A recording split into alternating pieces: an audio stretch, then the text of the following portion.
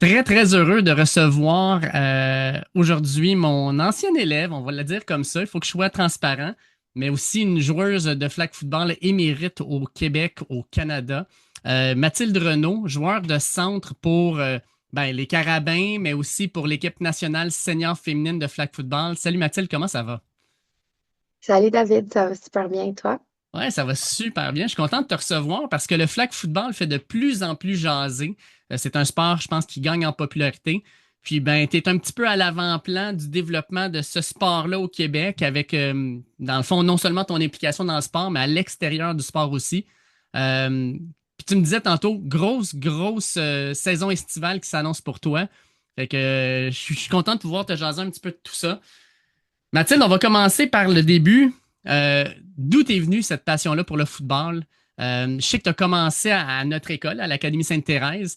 Ça a-tu été juste, t'as essayé pour être avec des amis ou tu avais déjà un intérêt pour le football? Je ne connaissais pas ni le football américain tant que ça, ni le flag. J'ai vraiment essayé du haut de mes 12 ans en secondaire 1 parce que des amis m'ont dit: Ah, il y a une pratique ouverte, ça te tente-tu? On pourrait le faire. Fait que moi, avec mes deux amis, on l'a essayé. Vraiment un gros coup de cœur pour la coach aussi, Annabelle Priest-Renaud. Mhm. Puis, elle a décidé de nous suivre. J'ai joué durant toutes mes années au secondaire à l'Académie Sainte-Thérèse. Puis, c'était même une drôle d'histoire de ma position, de comment j'ai commencé à devenir snapper, centre offensif. Donc, c'était vraiment, je connaissais pas grand-chose. Je savais que je voulais un petit peu plus jouer sur l'unité offensive. Puis c'est ma coach qui a décidé de faire un essai où est-ce que tout le monde allait se placer pour faire des snaps. Puis j'ai été l'heureuse élue de celle que c'était le moins pire. Donc on m'a dit, tu vas être la snap pour la prochaine saison. Et maintenant, c'est ici qu'on en est, 12 13 ans plus tard. Puis c'est vraiment une position que j'affectionne, qui est peut-être des fois underrated. Mais non, c'est le fun d'être au centre de l'action, de pouvoir être un dépanneur pour les corps arrière, de pouvoir, oui, snapper puis prendre part à chaque jeu, mais aussi de pouvoir courir, s'appliquer dans nos cotes, déjouer l'adversaire, puis à la fin de tout, peut-être scorer.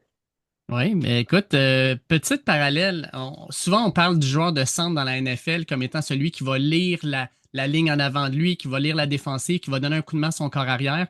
Est-ce qu'au flag football, c'est un peu la même chose? Quand tu t'installes, est-ce que tu es une personne qui va donner un coup de main à ton corps arrière en regardant ce qu'il y a devant toi? Un peu moins, je dirais. Oui, c'est sûr qu'on va s'attarder à quel genre de défense on a en avant de nous, sauf que les défenses sont au courant puis ils vont pas nécessairement se placer dans la formation qu'ils vont jouer. Moi, en plus de ça, je vais snapper en regardant entre mes jambes, donc en regardant directement la cible arrière. Donc, c'est un petit peu plus difficile de me positionner pour la défense. Mais c'est sûr que le gros du travail va se faire plus dans le caucus, puis dans comment on va s'adapter, peu importe la situation qui va être jouée dans les secondes après le snap. OK. Tu as un parcours maintenant avec l'Université de Montréal qui s'échelonne sur bientôt 5 ans. En fait, en septembre, tu vas commencer ta 5e année. Va falloir parler un peu de la structure parce qu'on ne veut pas perdre nos auditeurs non plus. Il y a eu plusieurs changements, puis un très gros changement qui arrive à partir de septembre. Mais avant d'être carabin, tu étais dans le club sportif de l'Université de Montréal. Dans ce club-là, vous avez remporté 3 fois sur les 4 années où tu as été le championnat québécois et le championnat canadien. Euh, Tu peux-tu expliquer en fait, c'est quoi le club sportif? C'est quoi la différence entre le club sportif et l'équipe Carabin qui va commencer en septembre? Oui, absolument. Ben, je partirais peut-être un petit peu avant ça même, Parfait. en disant que moi, je suis entrée à l'Université de Montréal en 2020 au baccalauréat en psychologie. Puis en 2020, le flag football n'était pas une option dans les sports, dans les clubs de l'Université de Montréal. Donc moi, je pensais qu'après mon secondaire, j'allais au cégep. J'ai fait 2 ans au cégep Lionel Groux.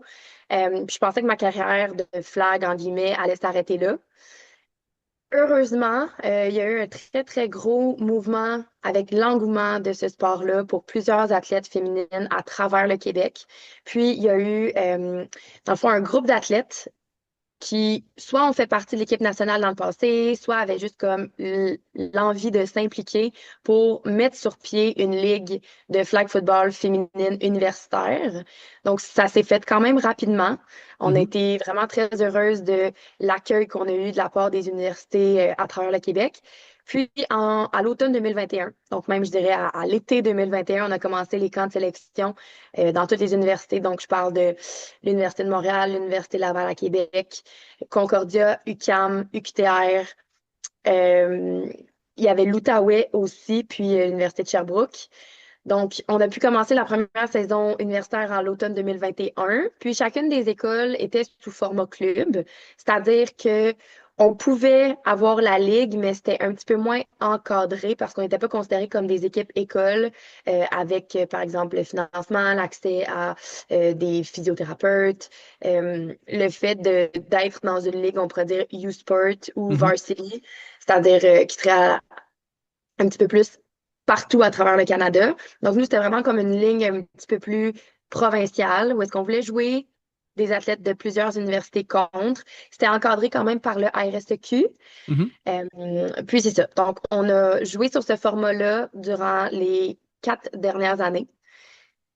Puis, c'est sûr que ce format-là ne s'est pas fait sans mettre un tout petit peu de pression aux universités pour être reconnu, puis faire partie pour ma part, de la grande famille des Carabins. Ouais. Donc, c'est un défi quand même de taille de rentrer dans cette grosse famille, puis ce grand engrenage-là qui est les sports universitaires.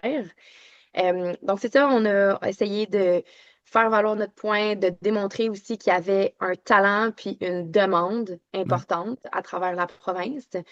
Puis c'est ça. Donc, on a réussi dans la dernière année avec l'aide du RSEQ, l'aide de nos dirigeants des sports, directeurs, directrices des sports de chacune des universités, de percer, puis d'avoir une ligue officielle. Donc, l'équipe de flag football de l'Université de Montréal est maintenant Carabin et non pas club, ce qui vient avec plusieurs avantages puis une belle reconnaissance du sport. Ouais, je suis content pour toi parce qu'on en a souvent discuté par le passé, c'était pas toujours facile. Fait que de pouvoir avoir cette reconnaissance-là, de pouvoir enfin être une équipe reconnue à RSEQ, c'est super. Vous allez être 7 équipes au total. Donc, en plus de l'Université de Montréal, Concordia, l'ETS, Université Laval, Université Sherbrooke, UQAM et UQTR, donc l'Université du Québec à Trois-Rivières, feront partie de la Ligue à RSEQ. Euh, Tu parles aussi U-Sports. Est-ce que tu regardes ailleurs qu'au Québec, donc Ontario, Alberta et compagnie, est-ce que c'est un petit peu le même principe? Est-ce que justement là-bas aussi, on a des équipes qui permettront d'avoir une ligue canadienne de flag football féminine? Ça serait le but. Je m'y connais un petit peu moins à ce niveau-là, mais je pense qu'il faut, tu sais, au moins une province de l'Ouest, une province de l'Est, une province, tu sais, faut qu'il y ait quand même un développement assez euh, constant puis assez important un peu partout à travers le pays. Je sais que l'Ontario a vraiment plusieurs universités puis ils ont des ligues avec énormément de talent. Il y en a aussi en Saskatchewan, il y en a un petit peu plus aussi dans l'Ouest. C'est sûr que ce serait un rêve aussi de pouvoir se rendre à un championnat U-Sport, à un championnat canadien où c'est vraiment l'ensemble des provinces qui pourraient participer puis que ce soit vraiment plus euh, spécialisé puis vraiment plus encadré. Fait que ça pourrait peut-être venir dans les prochaines années, on espère. Ouais. Et puis, parlant du RSEQ, en fait, puis de la Ligue, est-ce que tu penses que l'annonce qu'il y aurait le flag football aux Jeux Olympiques de Los Angeles a donné une certaine crédibilité au sport? Est-ce que ça a donné un coup de main justement à le faire, dans le fond, légitimer par les universités? Absolument. Je pense qu'on attendait toute cette annonce. On en parlait depuis quand même un petit moment. Donc, ça va être à Los Angeles en 2028 aux Olympiques comme sport en démonstration. Donc, ça ne veut pas dire qu'on va le ramener à chaque année, mais c'est ça, on aimerait ça que ça soit la meilleure performance possible des meilleurs pays au monde pour que ce soit un sport qui puisse rester sur la scène internationale et olympique. Mais je pense qu'en effet, ça a pu aider autant au niveau local que provincial que national. Le fait que ce soit une annonce officielle du comité olympique, parce que ça a pu aider sur plusieurs facettes. Tu dis que tu es dans le sport depuis maintenant 12 ans. Euh, Qu'est-ce que tu as vu comme changement dans le sport? Même, tu sais, ça fait 5 ans que tu es à l'université. Tu as sûrement vu, dans le fond, les jeunes monter. Est-ce que tu vois le bassin grossir? Est-ce que tu vois la qualité des joueuses devenir de plus en plus grande? Est-ce que vous voyez vraiment une différence dans les systèmes de jeu, dans les approches? Qu'est-ce que tu vois comme changement dans le sport? Je pense que c'est beaucoup plus pris au sérieux. C'est moins vu comme un sport parascolaire qu'on fait le mardi après-midi après l'école. Donc, c'est vraiment une augmentation du talent, des efforts individuels de chaque joueuse dans tous les niveaux, que ce soit secondaire, collégial ou universitaire, même senior. Mhm. Le volume est vraiment plus accessible. Donc, que ce soit dans les ligues scolaires que dans les ligues plus estivales, il y a des tournois internationaux qui sont super accessibles. Donc, ça fait que le volume de flag est maintenant possible de se faire à l'année. Il y a des ligues aussi super intéressantes, autant à Montréal que sur la rive nord que sur la rive sud. Je pense à FPF, je pense à FFT. Donc, des ligues un petit peu plus civiles, mais qui peuvent aider tous les athlètes à être actifs dans ce sport-là à l'année longue. Puis, c'est sûr que l'engouement est vraiment, vraiment montant.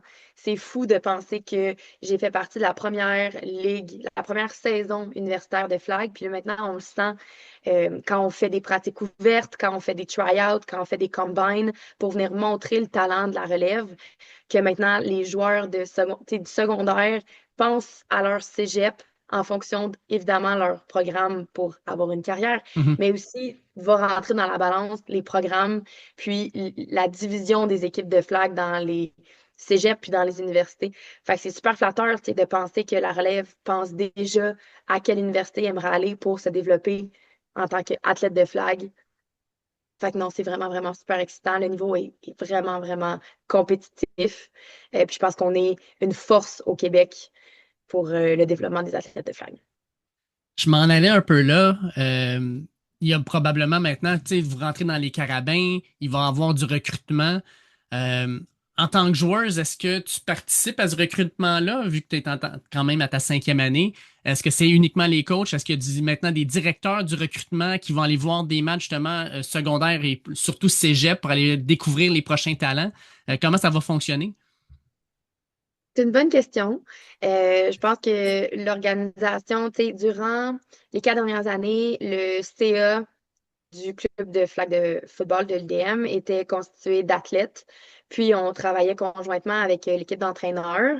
Là, maintenant, on va passer un petit peu plus le flambeau aux entraîneurs et à la direction des carabins pour qu'on puisse se concentrer sur notre sport.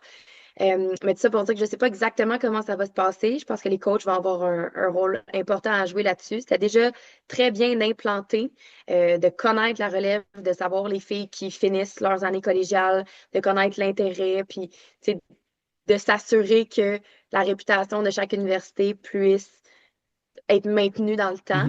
Mais c'est super, tu sais, flatteur. Puis c'est vraiment excitant de voir qu'il y a un engouement puis un intérêt pour plusieurs athlètes pour les universités du Québec puis les universités aussi, je dirais, à Montréal. Ouais. Parlons un peu de toi, Mathilde, parce que tu as eu disons ça, un hiver et un printemps chaud. Tu as fait partie de la sélection de l'équipe nationale senior. Il y a 24 filles qui ont été sélectionnées. Tu fais partie des 24, dont les 12 qui se sont déplacées à Los Angeles pour faire partie du International Bowl. La première chose, je vais te demander comment a fonctionné ce camp de sélection-là, qui a duré quand même plusieurs mois.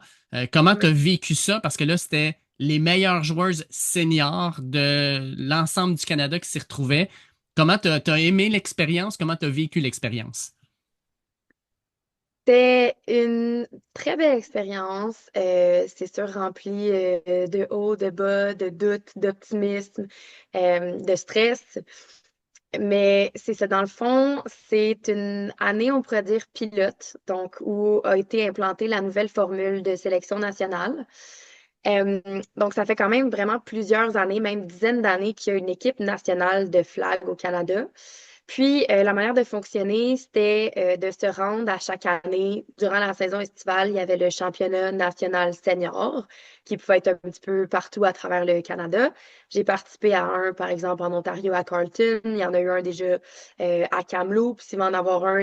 L'édition de cette année est à Montréal ce week-end, d'ailleurs, du 4 au Oh. 6. Puis, ce championnat-là a, dans les dizaines, tu sais, dans les 10, 20 dernières années, servi à sélectionner l'équipe nationale pour l'année suivante. Mhm. Donc, à l'issue de ce championnat-là, l'équipe vainqueur, qui pouvait venir de n'importe quelle province, devenait l'équipe nationale pour la prochaine année et pour tous les tournois qui étaient en lien avec ce processus-là. Là, avec l'annonce des Olympiques, Football Canada et plusieurs institutions ont décidé de rendre ça un petit peu plus objectif, un petit peu plus professionnel. Puis c'est rendu maintenant, comme dans n'importe quel sport, à n'importe quel pays, c'est une sélection nationale individuelle. Donc, pour ce faire, il fallait démontrer notre intérêt à l'automne. Mhm. Donc, entre le mois de septembre et décembre, si je me rappelle bien, il y avait des formulaires à remplir. Il y avait une espèce de combine test physique virtuel pour pouvoir avoir une base de données sur les athlètes. Puis, à l'issue de ça, on s'est fait contacter pour, euh, pour qu'on puisse participer à un ID Camp provincial. Donc, il y a eu des camps de sélection dans chacune des provinces. Puis, c'était un petit peu ouvert à tous. Donc, au Québec, il y avait, je pense, environ 120 athlètes qui se sont essayés. Puis, ça a pris place au Collège Bourget à OK. Rigaud. Donc, c'était le 8 mars dernier pour la province québécoise. Puis, on a eu une journée, un gros 2-3 heures très, très compact où il y avait des drills qui étaient demandés. Donc, c'était exactement le même entraînement d'identification dans toutes les provinces. Puis donc, chacune des provinces, entre le mois de janvier et le mois d'avril, ont eu leur camp. Puis, à l'issue de ces camps-là, les coachs, les entraîneurs, les personnes haut placées à Football Canada se sont rencontrés pour pouvoir sélectionner le top 50. Le top 50 a ensuite été sélectionné pour participer au camp final d'identification nationale qui s'est tenu du 22 au 24 mai au Sepsum.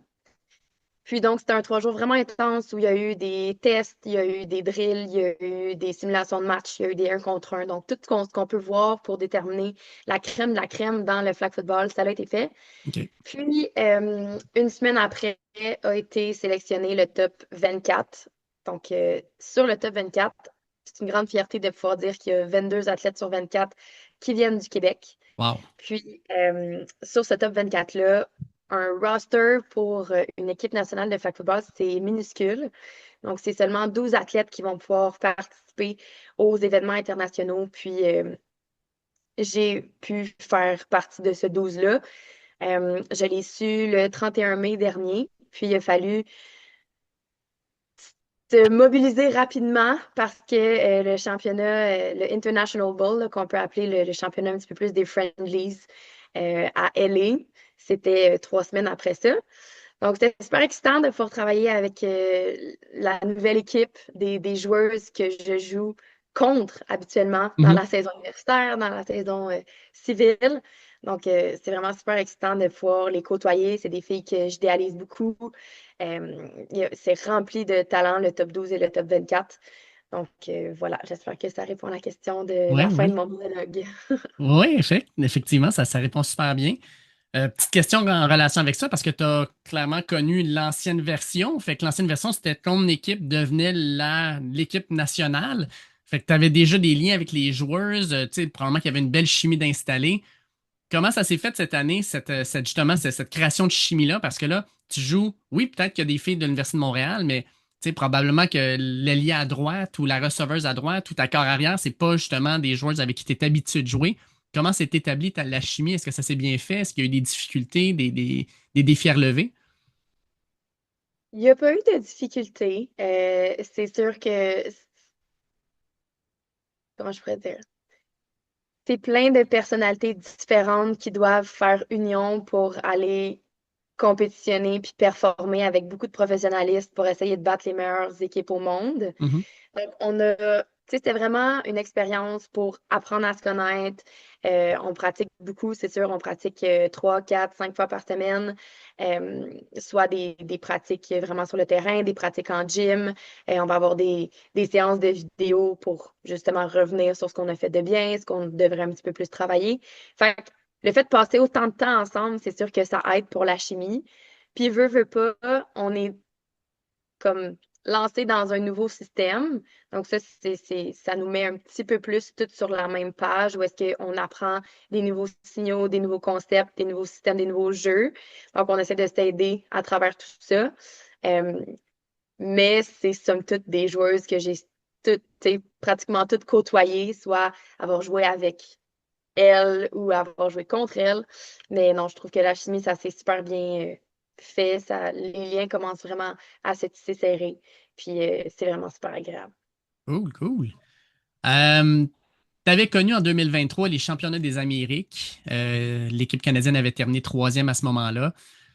Comme tu dis, le International Ball, c'est un tournoi de matchs amicaux, on va le dire comme ça, contre certaines équipes. Vous avez joué contre le Japon, l'Australie, l'Allemagne et les États-Unis. Si tu compares les deux expériences, qu'est-ce qui est vraiment différent à ce niveau-là? Le fait d'être amical comme match, ça change pas vraiment probablement le côté compétitif, là. Non, je pense pas que ça allait changer grand-chose.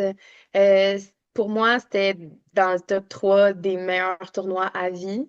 Le tournoi des Amériques, c'était vraiment plus contre des pays, ben, en Amérique du Nord puis en Mhm. Amérique du Sud, obviously, mais Ouais. c'était pour gagner une médaille.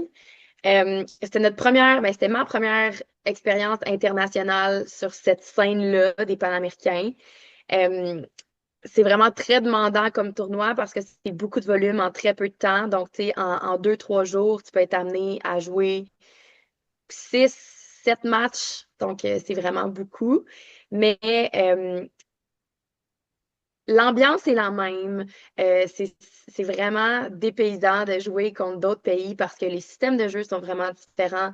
La manière de s'ajuster va l'être. Il faut être vraiment très réactif. Puis il faut qu'on soit en mesure d'appliquer les fondements de notre propre système super précisément. Euh, fait que non, les deux expériences ont été relativement similaires. C'est sûr que le fait que ce soit des friendlies, ben, ça nous a coupé les playoffs.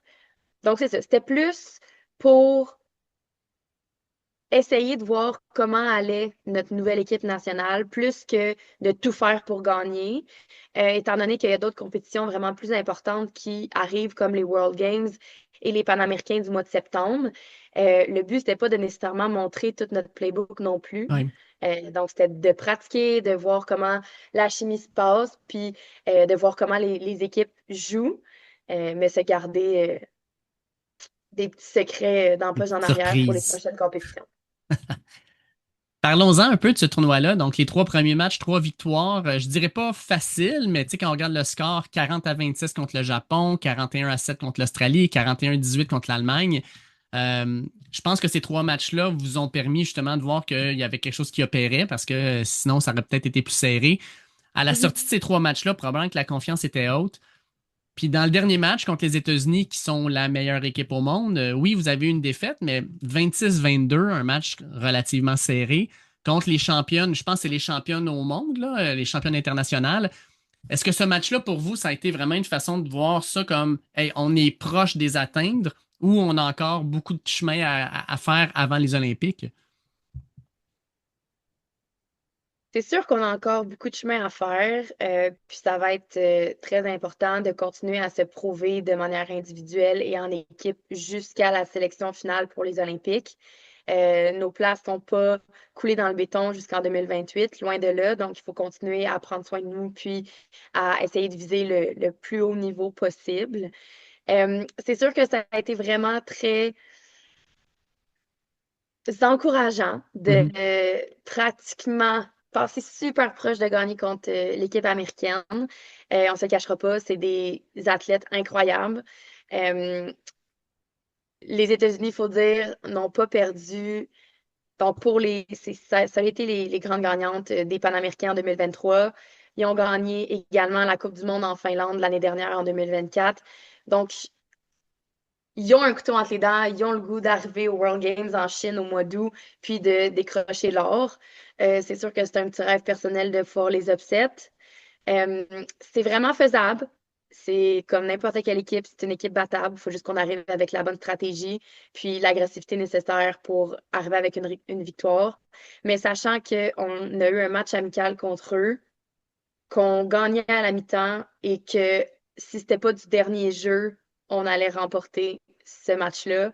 C'est vraiment encourageant, sachant que c'est une équipe avec qui je pratiquais depuis 3 semaines. Ouais. Vous n'avez pas été capable de battre les Américaines, mais l'équipe masculine a été capable de le faire. Victoire de 25-21.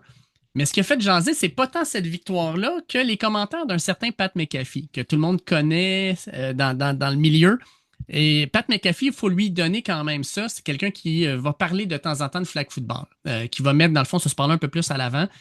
Et ce qu'il a dit, c'est que c'était inacceptable que les États-Unis perdent ce match-là, que les États-Unis ne peuvent pas perdre contre le Canada au flag. Ça ne peut pas arriver. Ils ont même déclaré que le Canada n'avait pas une forte équipe. Euh, Quand même drôle qu'on n'a pas une forte équipe, mais qu'on batte quand même la meilleure équipe au monde. Euh, Sans nécessairement dire on l'a pris personnel, il doit quand même avoir une certaine fierté de dire crime à cause de ce qui s'est passé avec le Canada. Ben maintenant, aux États-Unis, dans les médiums mainstream, dans le fond, on parle de ça. C'est quand même positif, là. Le fait d'avoir une augmentation de la visibilité pour l'équipe de flag football, autant masculine que féminine, ben, ça fait vraiment chaud au cœur. Là, je pense que les Américains ont été un petit peu froissés par ce match, qui, pour l'avoir regardé en vrai, c'était vraiment impressionnant. C'était du bon calibre, c'était fair. Je trouve que c'était vraiment tout à leur honneur à l'équipe masculine parce que eux aussi, ça faisait juste 3 semaines qu'ils pratiquaient. Puis encore plus, ce que j'aurais à rajouter, c'est que l'équipe masculine est un petit peu plus hétérogène, c'est-à-dire qu'il y a des athlètes qui viennent un petit peu plus de d'autres provinces aussi. Donc, ils ont eu moins de temps de pratique que l'équipe féminine et ont pu faire ce upset-là. C'est ça, c'est très impressionnant. Je pense que les Américains, ça fait plusieurs années qu'ils n'ont pas perdu dans des événements internationaux. Donc, je pense que ça les fait remettre en question l'équipe qu'ils ont présentement. Qu'est-ce qu'on peut faire? On l'a échappé. Je pense qu'il y a peut-être aussi la mentalité de ah, mais tu sais, c'est les friendlies, peut-être qu'ils se sont pas donnés à 100%, non, non, non.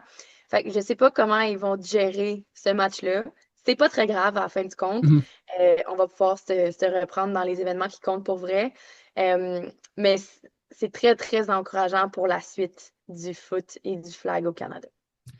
Écoute, on va terminer avec deux petites questions. La première, Darrell Doucette, qui est le corps arrière des États-Unis, a déclaré que, selon lui, là, il y avait les habiletés qui étaient nécessaires pour aller aux Jeux Olympiques, puis qui seraient mieux habilités justement à faire comment je devrais. My God, je cherche mes mots. Qui seraient plus habilités, dans le fond, à jouer aux Olympiques que les joueurs de la NFL. Quand tu entends ce commentaire-là, je sais que, comme on avait dit, vous n'avez pas ce pendant-là chez les femmes, mais quand tu entends ce commentaire-là, est-ce que tu es d'accord avec lui? Est-ce que tu sens que les joueurs qui jouent actuellement en flag sont plus habilités que ceux de la NFL d'entrer là-dedans aux Olympiques? Une excellente question. Euh, je dirais que ça dépend. Je pense que c'est important pour moi de mentionner que le flag football est une discipline à part entière. Ce n'est pas. euh, c'est similaire au football américain, mais avec vraiment plusieurs différences. Donc, je pense que ça se pourrait qu'il y ait des joueurs de la NFL qui soient choisis sur l'équipe nationale.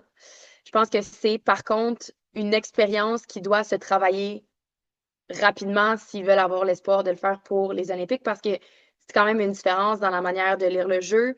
C'est un terrain qui est 4 fois plus petit qu'un terrain de football américain.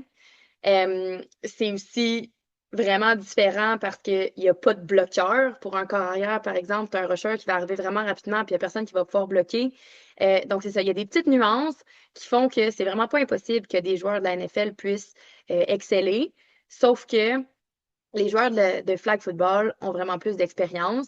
Puis, de ce qu'on a pu voir, par exemple, au Pro Bowl depuis les 2 dernières années, au mois de février avant le Super Bowl, ils font un match, puis une simulation de match, tu sais, avec Mhm. des flags pour voir à quoi ça ressemble. Puis, on voit qu'il manque de technique. On voit que c'est pas nécessairement super confortable pour ces joueurs-là. Je pense que des joueurs offensifs ça pourrait être un petit peu plus intuitif que des joueurs défensifs. Parce que le fait de tackle un autre joueur versus retirer un flag, c'est pas la même game. Mhm. Mais encore là, un joueur offensif, dans les règles internationales, si un joueur comme tombe par terre ou s'il y a une charge offensive, la pénalité, ça fait mal. Fait que c'est ça. Je Ouais. pense qu'il y a beaucoup de nuances, beaucoup de différences. Euh, mais je sais que, par exemple, dans l'équipe de flag football nationale masculine, ici au Canada, il y a des joueurs qui ont déjà fait partie de la CFL, qui ont déjà joué au football américain dans le circuit universitaire. Fait que c'est vraiment pas impossible. Mais je pense qu'il faut quand même respecter le fait, tu sais, le talent puis l'expérience des joueurs de flag football. Ouais, mais c'est-tu moi ou le parallèle entre, mettons, t'es dans l'équipe nationale de volleyball, puis le volleyball de plage, c'est le même sport, mais c'est pas le même sport en même temps, là. Mhm, mhm, absolument. On termine avec ça, Mathilde. Ton calendrier, il va être très chargé. Tu viens de le dire, en fin de semaine, compétition à Montréal, si je ne me trompe pas. Oui. Euh, ensuite, tu t'en vas en Chine, Crème, tu t'en vas à Chengdu en Chine pour les World Games. On On a attend aussi, encore, je suis désolée de te couper, on ah, c'est attend correct, encore comme euh, la sélection. la section officielle parce que OK. ça peut quand même bouger dans le top 24, mais oui, je souhaite aller en Chine. Puis tu as les America's Continental Championship au Panama en septembre. Puis en 2026, c'est le Flag Football World Championship pour se qualifier, la première étape de sélection probablement pour les Jeux Olympiques de Los Angeles. Fait qu'est-ce que tu peux c'est juste ça le calendrier ou il y a d'autres choses aussi qui s'y ajoutent? Ben, c'est sûr que pour l'été, ça va être un grand focus sur l'équipe nationale, l'entraînement, puis l'implication que ça demande. Il y a aussi en parallèle la saison universitaire qui va débuter à la mi-août pour le camp de sélection, puis la saison qui s'étale jusqu'à la fin octobre, début novembre. Donc, il va y avoir, c'est ça, la superposition de mon implication avec l'équipe nationale et l'équipe universitaire des Carabins. Euh, Vers le temps de Noël, c'est toujours un petit peu plus relax et mort pour laisser le temps un petit peu de prendre soin de notre corps et relaxer aussi, se Mhm. concentrer sur d'autres sphères. Puis ça reprend après ça en début d'année. Habituellement, il y a les World Championships à Tampa, donc qui est organisé par USA Flag. Puis sinon, comme tu as dit, les qualifications en 2026 pour le premier step pour les Olympiques. Donc c'est ça, ça s'annonce à être beaucoup d'entraînement, beaucoup de flag. Puis c'est ça l'important, c'est mon rêve. Je suis super honorée d'être rendue là. J'aurais jamais pensé à 12 ans à l'Académie Sainte-Thérèse que ce serait ça ma réalité en 2025. Donc je chéris vraiment chaque moment, puis je le vis au jour le jour. Puis j'essaie de donner le meilleur de moi-même jusqu'à temps que mon corps le permette. Et tout ça en parallèle aussi ah oui, un doctorat en psychologie qui commence en septembre. Oui, exactement. Je suis super fière aussi après quelques essais. Puis à la fin de mon bac et de ma maîtrise, j'ai voulu appliquer pour le doctorat pour devenir psychologue clinicienne. Donc, je vais débuter ce parcours-là, donc pour ma carrière plus académique au mois de septembre. C'est super excitant aussi. Ça va demander une belle conciliation sport-études, mais je pense que je suis habituée puis j'ai très hâte de relever le défi. Un énorme merci, premièrement Mathilde, puis félicitations, tu as un parcours extrêmement inspirant. On va continuer à te suivre. Puis j'ai bien hâte de voir tout ce qui s'en vient pour toi. Je pense qu'il y a plein de choses existantes pour non seulement toi, mais aussi pour le flag football canadien. Ben absolument. Merci beaucoup pour l'invitation. J'apprécie.